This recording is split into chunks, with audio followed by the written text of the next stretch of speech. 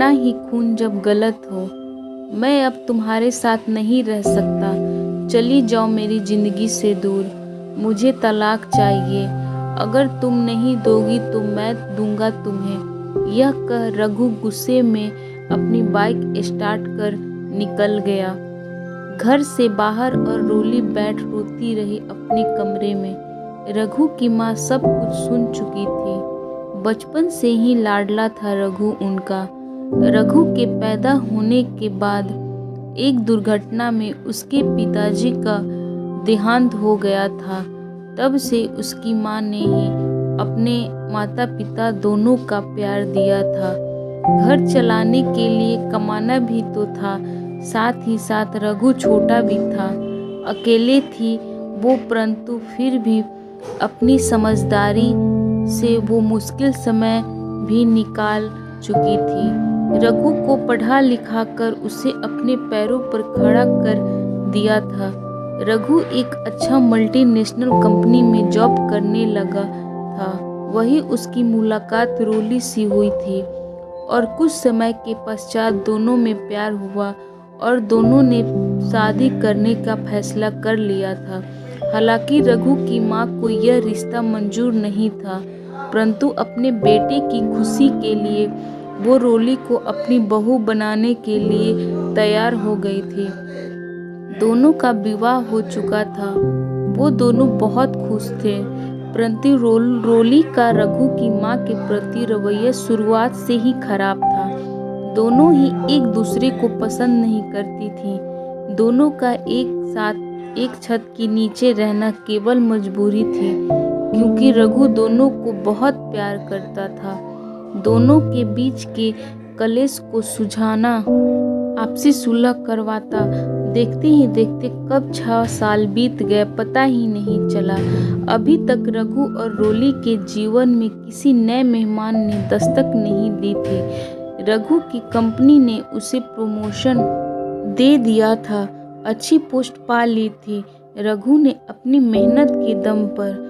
तभी रघु की मुलाकात उसी की कंपनी में आई नई लड़की शिखा से हुई। घर की बातों से परेशान रघु कब शिखा को अपना अच्छा दोस्त समझने लगा पता ही नहीं चला और दोनों की दोस्ती प्यार में बदल गई। उनका शादी का एक फैसला रघु और रोली के रिश्तों को तोड़ चुका था। रघु के द्वारा रोली को भेजे गए तलाक के कागज जब रघु की माँ के हाथ लगे तो मानो उनके पैरों तले जमीन ही खिसक गई। लाख समझाने पर भी रघु को अपनी माँ की एक बात नहीं आ रही थी।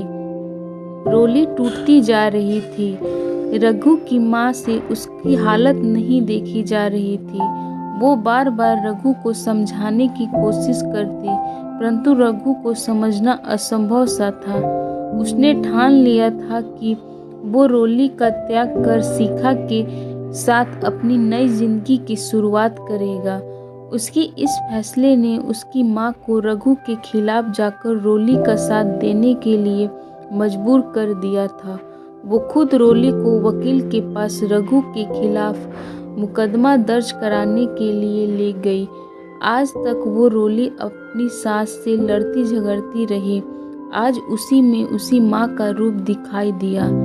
आज रघु और रोली का तलाक हो चुका है, क्योंकि रोली जान चुकी थी कि जबरदस्ती से निभाए रिश्ते हमेशा बोझिल बन जाते हैं। इसीलिए कुछ समय पश्चात वो खुद ही रघु को तलाक देने के लिए तैयार हो गई। रघु और रोली का प्रेम विवाह टूट गया, परंतु रोली और रघु की माँ के बीच एक अच्छा रिश्ता बन गया। आज भी वो दोनों आपस में मिलती हैं और बातें करती हैं।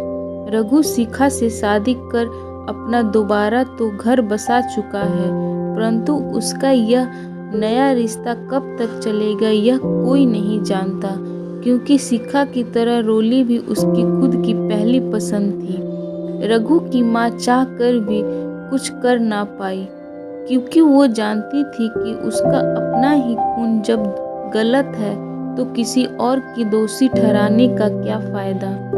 तो दोस्तों, आज की आपको ये स्टोरी कैसी लगी कमेंट बॉक्स में ज़रूर बताएं।